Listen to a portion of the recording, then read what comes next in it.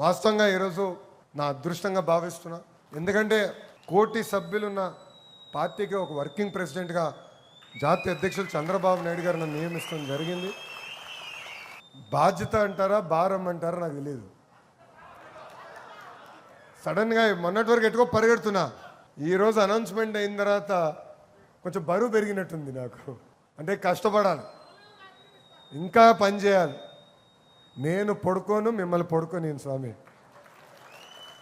సత్యం నాకు తెలుసు. చాలా ప్రిపేర్ అవుతా, చాలా సిస్టమేటిక్గా పనిచేస్తా. పార్టీలో కూడా మార్పులు రావాలని బలంగా నమ్మే వ్యక్తిని. కంటిన్యూస్గా మార్పు అనేది ఉంటేనే మనకు కూడా ఉత్సాహం ఉంటుంది. నేను మా టీంకి ఒకటి చెప్తా, నిన్న చేసింది నేను మళ్ళీ రిపీట్ చేయను. ఈరోజు చేసింది రేపు నేను రిపీట్ చేయను. వేరే ప్రోగ్రామ్కి వెళ్ళి కొత్త నన్ను తీసుకురాలి. నాకు కూడా ఒక ఎనర్జీ వస్తుంది. అప్పుడే నేను కార్యకర్తలు కూడా ఉత్తేజపరచగలుగుతానని నేను చెప్తాను జరుగుతుంది.